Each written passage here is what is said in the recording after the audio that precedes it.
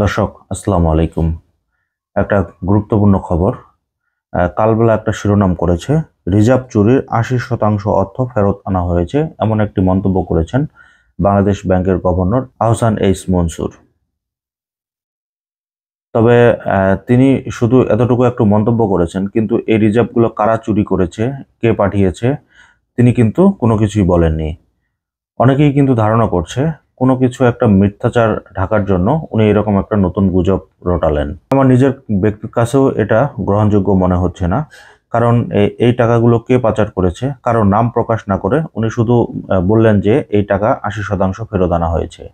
এই উপদেষ্টারা আমাদেরকে মনে হয় পাগল মনে করে, না হলে এই ধরনের উদ্ভট কথাবার্তা বলতো না। তো খবরের বিস্তারিত যেটা বলা হয়েছে, রিজার্ভ থেকে চুরি হওয়া অর্থের ৮০% ফেরত আনা হয়েছে বলে জানিয়েছেন বাংলাদেশ ব্যাংকের গভর্নর এস এম মনসুর। শনিবার ১১ই জানুয়ারি রাজধানীর একটি হোটেলে ব্র্যান্ডিং বাংলাদেশ শীর্ষক অনুষ্ঠানে তিনি একথা বলেন। তিনি বলেন, সাইবার হ্যাকিংয়ের মাধ্যমে বাংলাদেশ ব্যাংক থেকে চুরি হওয়া ২৮% অর্থ ফেরত আনা হয়েছে। বাকিটা আদায়ে মামলা চলছে। মামলা জিতে বাকি অর্থ ফেরত আনা সম্ভব। মানে গাঁজাখড়ি গল্পর আর শেষ নেই। এস এম মনসুর বলেন, সুশাসন প্রতিষ্ঠা হওয়ায় বাংলাদেশ থেকে টাকা পাচার বন্ধ হয়েছে।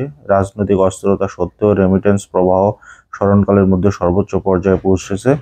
তিনি আরও বলেন, চট্টগ্রামে একটি প্রতিষ্ঠানে বিদেশে পাচার করেছে প্রায় $২০ বিলিয়ন। পাচারকৃত সেই অর্থ উদ্ধারের কাজ চলছে। বিদেশিরাও সহযোগিতা করছেন বলে জানান মনসুর। এছাড়াও গভর্নর আরও বলেন, পাচার হওয়া অর্থ ফেরত আনতে মার্কিন যুক্তরাষ্ট্রের federal bureau of investigation FBI অন্যান্য সংস্থাগুলোর সঙ্গে আলোচনা হচ্ছে। বিদেশি আইনজীবী নিয়োগও দেওয়া হচ্ছে। রেমিটেন্স প্রসঙ্গে বলেন, ব্যাংকিং চ্যানেলে রেমিটেন্স আনতে ২.৫% প্রণোদনা দেওয়া সরকারের ৭,০০০ কোটি টাকা ব্যয় হচ্ছে। গত ৫ মাসে রেমিটেন্স বেড়েছে $৩০০ কোটি। তো এগুলা গদবাঁধানো কথা, কিন্তু মূল কথা হচ্ছে যে এই রিজার্ভের চুরির ৮০% উনি ফেরত নিয়ে এসছেন। যুক্তিতর্কের খাতিরে ধরে নিলাম যে উনি এই টাকাটা ফেরত নিয়ে এসছেন। কবে নিয়ে এসেছেন, কিভাবে নিয়ে আসলেন, এই ব্যাপারগুলো নিয়ে কোনো খোলাসা করেননি। এবং এই টাকাটা পাচারের সাথে কে জড়িত ছিল কারো নাম এখন পর্যন্ত উল্লেখ করেননি। উনি শুধু বললেন যে এই টাকাটা পাচার আনা হয়েছে।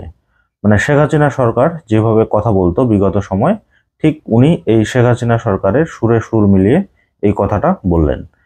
কারণ যদি টাকা ফেরতই আসতো তাহলে এটা নিয়ে শোরগোল শুরু হয়ে যেত এবং কে পাচার করেছে এই জিনিসটা ওনারা প্রকাশও করত। এখন কোনো কিছু একটা ঢাকতে যে এই কাজটা করা হচ্ছে এটা স্পষ্টই বোঝা যাচ্ছে।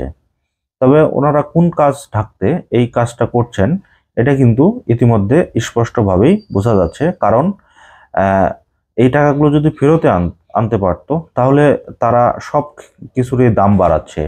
গ্যাসের দাম বাড়াচ্ছে, ব্রডব্যান্ড ইন্টারনেটের দাম বাড়াচ্ছে, মোবাইল সেবার যে কল রেট সেটার দাম বাড়াচ্ছে। এছাড়াও নিত্য প্রয়োজনীয় জিনিস যে জিনিসগুলো রয়েছে সেই সব জিনিসপত্রেরই দাম বাড়াচ্ছে। তাহলে যদি এই টাকা ফেরতে আনতো তাহলে এভাবে দাম বাড়ানোর তো কোনো মানে হয় না।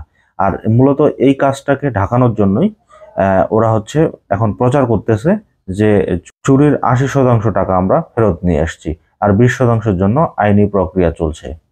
মানুষজনকে ভূগোল পড়াচ্ছে, গাঁজাখড়ি গল্প শোনাচ্ছে। তো দর্শক, এ ব্যাপারে আপনাদের কাছে কোনো মন্তব্য থাকলে, কোনো তথ্য থাকলে আমাদের সাথে শেয়ার করুন। তো দর্শক, আজকের মতো এই পর্যন্তই। আল্লাহ হাফেজ।